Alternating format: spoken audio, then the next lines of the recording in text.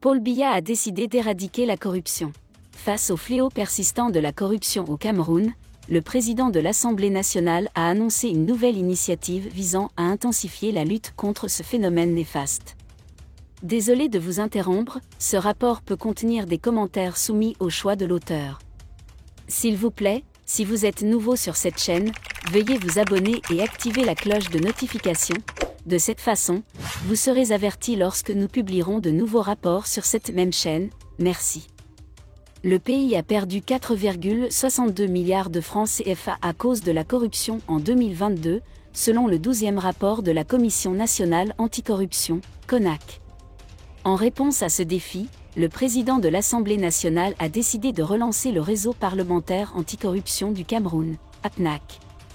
Un forum d'information et d'échange récemment organisé par l'APNAC a donné l'occasion aux autorités de diverses organisations, dont la CONAC, la Cour suprême de l'État, CONSUP, l'Autorité nationale de contrôle financier, ANIF, et la Chambre des comptes, d'exprimer les défis auxquels elles sont confrontées dans la lutte quotidienne.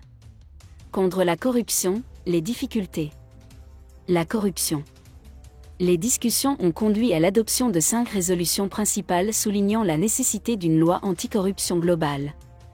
La loi devrait inclure non seulement la lutte contre la corruption mais également des aspects tels que le recouvrement des fonds volés, la déclaration des biens et des avoirs et la décentralisation de la CONAC. Le coordinateur du réseau a souligné le rôle crucial des représentants et des sénateurs dans la construction d'un consensus national visant à renforcer les lois anticorruption et à promouvoir la bonne gouvernance.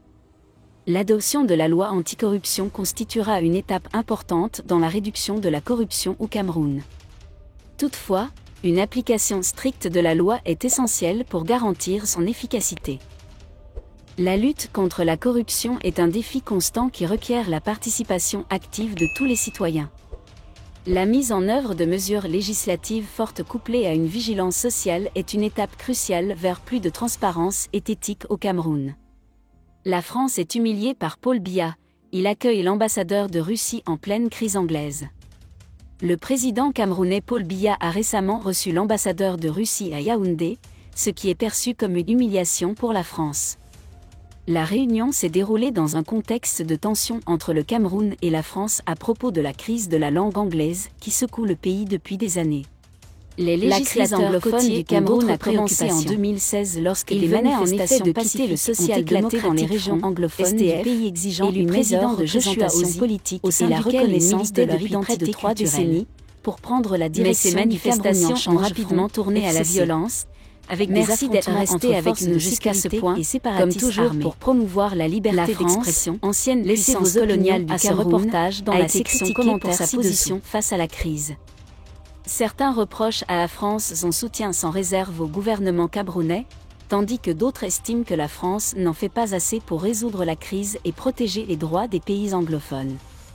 La rencontre entre Paul Biya et l'ambassadeur de Russie a donc été perçue comme une insulte à la France, qui considère la Russie comme un rival dans la région. Il met également en lumière les efforts de Paul Biya pour diversifier les relations internationales au-delà de la seule France. En résumé, la rencontre entre Paul Biya et l'ambassadeur de Russie lors de la crise anglophone a été une étape symbolique qui a mis en lumière la tension entre le Cameroun et la France. Cela montre également la volonté de Paul Biya de s'adresser à d'autres partenaires internationaux. La résolution de la crise anglophone reste un défi de taille pour le Cameroun, et toutes les parties prenantes, y compris la France, doivent travailler ensemble pour trouver une solution pacifique et durable. Mots-clés: France, Paul Biya, Cameroun, crise anglaise, ambassadeur de Russie, tension, pluralisme des relations internationales, règlement pacifique, droit anglais, concurrence régionale. Merci d'être resté avec nous jusqu'à ce point. Comme toujours pour promouvoir la liberté d'expression, laissez vos opinions à ce reportage dans la section commentaires ci-dessous. Si vous avez aimé cette vidéo, merci de liker, partager, commenter et surtout vous abonner à la chaîne. Et on se retrouve très vite pour une prochaine vidéo.